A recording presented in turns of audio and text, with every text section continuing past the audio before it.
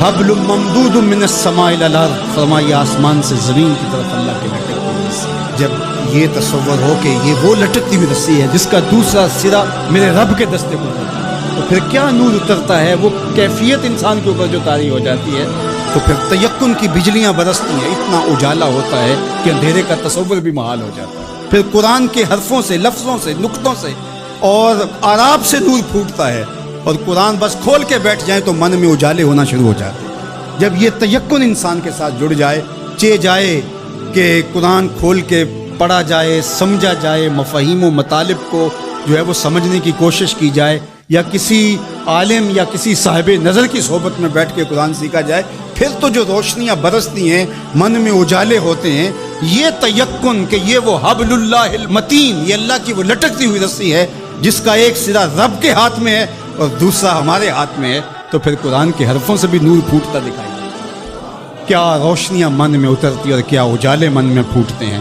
تو فرمایا وَمَنِ ابْتَغَى الْهُدَى فِي غَيْرِهِ أَضَلَّهُ اللَّهُ وَهُوَ حَبْلُ اللَّهِ الْمَتِينُ، وہ اللہ کی لٹکتی ہوئی رسی ہے، وَهُوَ الذِّكْرُ الْحَكِيمُ، اللہ اکبر، یہ حکمت والا ذکر ہے، اس سے ضیائیں بھی پھوٹتی ہیں، روشنیاں بھی پھوٹتی ہیں، اور حکمت کے اجالے بھی نکلتے ہیں۔ اس کتاب حرف حرف نور بانٹتا ہے، لفظ لفظ اجالے بانٹتا ہے۔ قرآن کے لفظ نہیں ہے بلکہ کتاروں کے اندر چراغ رکھے ہوئے ہیں۔ اللہ اکبر، اس کی روشنی کے اندر زندگی کی راہیں اجالی جاتی ہیں، اور پھر زندگی کا اسلوب نصیب ہوتا ہے، وَهُوَ الصِّرَاطُ الْمُسْتَقِيمُ، اور یہ بالکل سیدھی راہ ہے۔ سیدھی راہ قرآن بتاتا ہے۔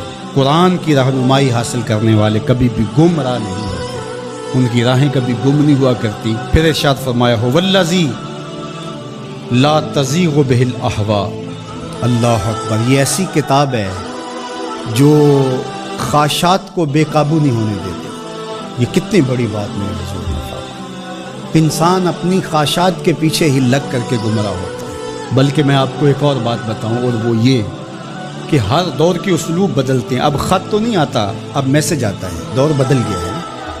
اب اونٹوں کے اوپر تلواروں سے لڑائی تو نہیں، اب تو بٹن دبانا ہے اور میزائل فائر کرنا ہے۔ تو مختلف ادوار کے اسلوب بدل گئے ہیں۔ تو جس طرح چیزیں بدلی ہیں، خط کی جگہ میسج آ گیا، اور جو ہے تیر و تفنگ کی جگہ یہ میزائل سسٹم آ گیا، اسی طرح اب بت لوہے کے، پتھر کے اور لکڑی کے، یہ پیتل کانسی کے بت نہیں رہے، اب خواہشات کے بت رہے، اب اناؤں کے بت بن گئے، آرزوؤں کے بت۔ اللہ نے فرمایا کہ وہ شخص جس نے اپنی خواہشات کو اپنا معبود بنایا۔ اب یہ امت لکڑی، کانسی اور مٹی کے بت تو نہیں پوجے گی، یہ خواہشات کے بت ہیں، انا کے بت ہیں، جو امت کو پارا پارا کر دیں گے، جو امت کو تقسیم کر دیں گے۔ میں بڑا ہوں، ہم چما دیگر نیست، یہ بت ہیں، یہ پرستش ہے۔ لیکن اگر قرآن سے جڑے رہو گے تو تمہارا رب قرآن کی برکت سے تمہیں اس بت کے آگے بھی نہیں جھکنے دے گا۔ قرآن سب سے بہتر تزکیے کا اسلوب اور انداز ہے۔ اللہ اکبر، اس لیے فرمایا کہ جب تزکیہ ہوتا رہے گا تو پھر نفس میں آوارگی نہیں آئے گی۔ اس لیے قرآن کی روزانہ کی بنیاد پہ جو تلاوت ہے وہ انسان کی زندگی کے اندر نظم پیدا کرے۔